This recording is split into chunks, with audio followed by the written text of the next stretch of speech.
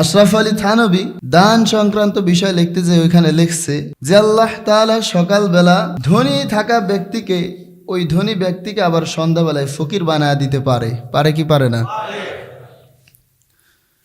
আশরাফ আলী থানভী ওইখানে একটা ঘটনা লিখেছে। তার আগে আমরা যারা এই নিয়মিত খবর দেখি, কিছুদিন আগে 4-5 মাস আগে আপনারা সম্ভবত দেখেছেন কিনা আমি জানি না, এক লোক উনি বিয়ে করছে, আর এই বিয়ে করছে হেলিকপ্টারে, টাকার গরমে তো না এমনি হয়েছে। তো ওই লোকটাই যে বউটারে হেলিকপ্টারে নিয়ে আসছে ওই বউটারে নিয়ে রাস্তায় রাস্তায় ভিক্ষা করতেছে।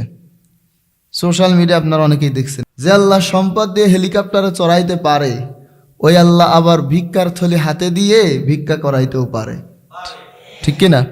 আল্লাহ রাব্বুল আলামিন চাইলে সব কিছু নিয়ে যেতে পারে। আবার আল্লাহ তাআলা যদি আপনার প্রতি সন্তুষ্ট হয়ে যায় আপনার কোনো কাজে, সব কিছু দুহাত ভরে দিয়ে দিতে পারে, পারে কি পারে না? আশরাফ আলী থানভী লিখেছেন কোনো এক এলাকার এক যুবক, এই যুবক খুব অল্প বয়সে অনেক ধনী হয়ে যায়, কর্মচারীর অভাব নাই, টাকা পয়সার অভাব নাই, বিবাহ করার জন্য কর্মচারীদের লাগায় দিছে যে সব দিক দিয়ে বেটার হবে, চারিত্রিক দিক দিয়ে, সৌন্দর্যের দিক দিয়ে। বিয়ের ক্ষেত্রে তো সাধারণত 4টা জিনিস দেখা হয়। আল্লাহর হাবিব সাল্লাল্লাহু আলাইহি ওয়াসাল্লাম বলেছে তুনকাহুল মারআতু লিআরবাআ, বিয়ের ক্ষেত্রে সাধারণত 4টা জিনিস দেখা হয়। লিমালিহা, সম্পদ দেখা হয়, ওয়ালি জামালিহা, সৌন্দর্য দেখা হয়, ওয়ালি হাসাবিহা, বংশমর্যাদা দেখা হয়, ওয়ালি দীনিহা, আর দিনদারিতা দেখা হয়। ফাজফার বিজাতিদ দ্বীন, আল্লাহর হাবিব সাল্লাল্লাহু আলাইহি ওয়াসাল্লাম বলে তোমরা বাকি 3টার চেয়ে দিনদারিতাকে প্রাধান্য দাও। সৌন্দর্য আছে, বংশমর্যাদাও ভালো, টাকা পয়সাও আছে, কিন্তু দিনদার যদি না হয় আপনার স্ত্রী, আপনার আর মরার পর জাহান্নামে যাওয়া লাগবে না, নিজের ঘরটাই জাহান্নামের টুকরা হয়ে যাবে। আর বাকিগুলা নাই, সুন্দর না, অর্থ সম্পদও নাই, বংশমর্যাদাও ভালো না, কিন্তু যদি দিনদার হয় দুনিয়াতেই ঘরটাকে জান্নাতের টুকরা বানাবেন কে? তো ওই যুবক এই লাগায় দিয়েছে যে সব দিক দিয়ে বেটার হবে, পারফেক্ট হবে, এমন এক মেয়েকে সে বিয়ে করবে। তো পুরো দেশ জুড়ে তার লোক আছে, খোঁজ করে পাইছে, এমন পাওয়ার পরে বিয়েও হয়ে গেছে। বিয়ে হওয়ার পরে ওই যে ওনার যে স্ত্রী, হে একদিন বলছে যে আপনি তো এত ব্যস্ত থাকেন কর্মচারীদের নিয়ে বিভিন্ন কাজে, একদিন আমরা দুপুরের সময় ভালো একটা খাবারের আয়োজন করি। এই খাবারের আয়োজন যেদিন করেছে, খাবার যখন বসবে, খাইতে যখন যাবে, খাওয়া শুরু করার আগে দরজা দিয়ে এক ফকির আসছে, আর এই ফকির এসে ডাক দিয়েছে যে ভিতরে কেউ কে আসো, 3 দিন ধরে খাই না আমি, আমাকে একটু খাবার দিতে পারবে? ওই লোকটা আসছে খাবার দেওয়ার জন্য, কিন্তু যখন বাইরে আসছে, আসার পরে দেখে যে ফকির ভিক্ষা করতেছে শরীরটা একেবারে লিকলিকে দুর্বল, কিন্তু সে একটা যুবক, সে একটা কি যুবক। এইটা দেখে মাথা গরম হয়ে গেছে, ধমকে একটা মারছে।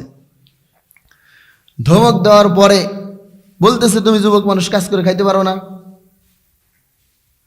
আল্লাহ তাআলা 2 জন ব্যক্তির ব্যাপারে একটা শব্দ ইউজ করেছে, তানহার।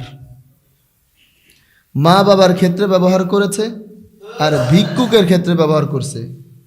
কথা একটু খেয়াল করেন, পুরো কোরআনে 2 জনের ব্যাপারে একটা শব্দ ব্যবহার করলেন, মা বাবা। এই দুনিয়াতে আল্লাহ এবং আল্লাহর হাবিব সাল্লাল্লাহু আলাইহি সাল্লামের পর আমাদের সবচেয়ে প্রিয় কে? মা বাবা। আল্লাহ তাআলা মা বাবার ব্যাপারে একটা শব্দ ইউজ করলেন, তানহার, ঝিরকি দিও না, ঝাড়ি দিয়ে কথা বলো না। আবার ভিক্ষুকদের ব্যাপারে বললেন, ওয়া আম্মাস সাইলা ফালা তানহার, ভিক্ষুকদের সঙ্গে ঝিরকি দিয়ে কথা বলো না। তোমার কাছে নাই, তাকে বলে দাও নাই, কিন্তু তাকে ঝিরকি দিও না।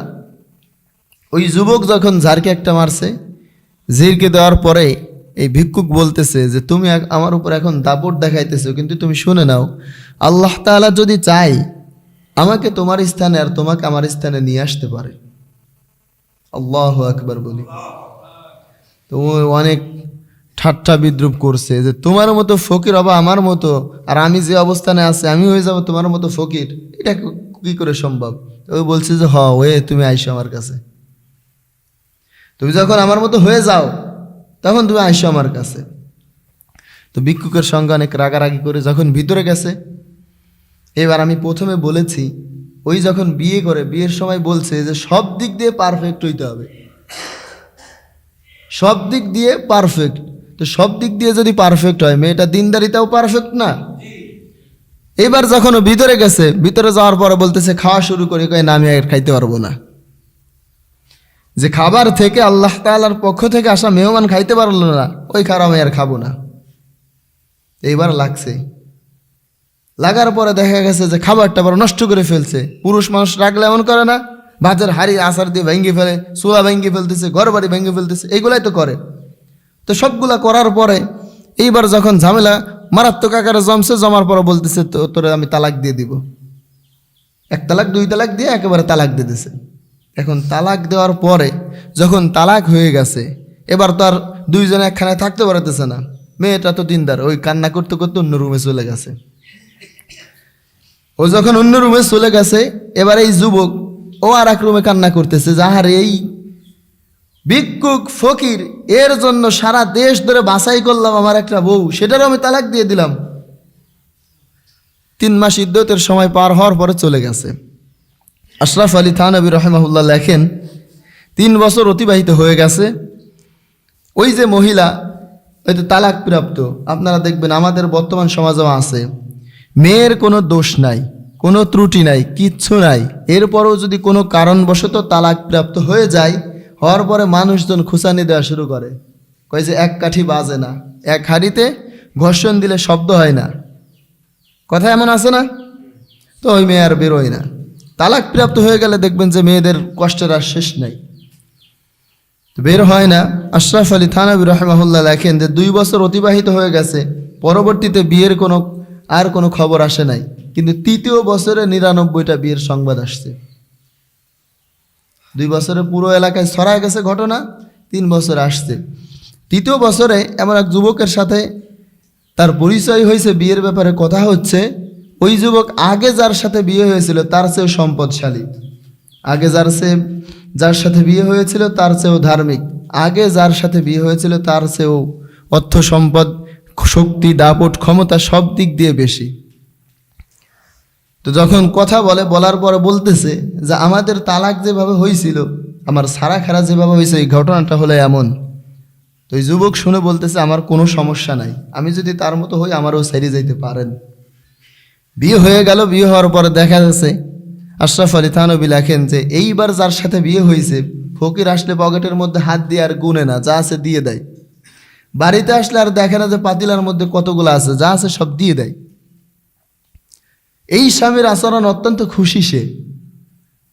তো বলছে যে আমাদের তেমন এমন ঘটনা ঘটছিল, ওই দিন তো খাবার খাইতে পারি নাই, আজকে আরেকবার আয়োজন করি এমন। আবার সেম প্রসেসে যখন আয়োজন করছে, দুপুরের সময় যখন হয়েছে, খাইতে যখন যাবে, ওই আগের দিন যে ফকির আসছিল এসে বলছে যে আমি 3 দিন ধরে খাই না। এবার এক সেম ওই রকম ফকির আসছে। মেয়েরা ভাবছে যে আজকে না জানে আল্লাহ কি রাখছে কপালে, পাঠায় দিছে পরীক্ষা। ফকির আল্লাহ তাআলা পাঠায় দিছে, পাশ করবেন কি ফেল করবেন সিদ্ধান্ত নেন। তো বলছে যে আমি আর বাইরে যাব না, সিদ্ধান্ত আপনিই নেন, কি করবেন। তো ফকির আসছে, ফকিরের সামনে একটা প্লেটের মধ্যে কতগুলা খাবার নিয়ে দিতে গেছে। দিতে যখন গেছে, ওই মেয়েটা ফকিরের দেখে ওইখানে হাউমাউ করে কান্না করতেছে। ফকির যেটা আসছে, ফকির মেয়েটাকে দেখে হাউমাউ করে কান্না করতেছে। তো ভিতর থেকে ওইটা বেরোয় আসছে, বেরোয় এসে দেখে ও ভিতরে যায় কান্না করতেছে। কান্না করার কারণ হলো এই, 3 বছর আগে যে লোকটাকে বলে আসছিল আল্লাহ রাব্বুল আলামিন যদি চায় তোমাকে আমার স্থানে আমাকে তোমার স্থানে নিতে পারে। 3 বছরের ব্যবধানে বিষয়টা হয়েছে এমন, আল্লাহ রাব্বুল আলামিন তার ওই সুন্দর বডিটা এই লিকলিকে ফকিরকে দিয়ে দিয়েছে, তার ওই সম্পদগুলা লিকলিকে ফকিরকে দিয়ে দিয়েছে। তার যে সুন্দরী বউ ছিল দেশ বাছাই করে ওই বউটারও তার কাছে দিয়ে দিয়েছে। পারেন কে? 3 বছরের ব্যবধানে। ওই যে ঘটনাটা একটা বললাম, আপনারা দেখেছেন সোশ্যাল মিডিয়ায়, যে হেলিকপ্টারে বিয়ে করছে, ওই বউটাকে নিয়েই ভিক্ষার থলে হাতে নিয়ে ভিক্ষা করতেছে। এগুলা পারেন কে? সম্পদ দেন কে? আবার এগুলা নিয়ে যেতেও পারেন কে? এজন্য আমাদের সম্পদ ব্যয় হবে কার রাস্তায়? আমাদের শক্তি ব্যয় হবে কার রাস্তায়?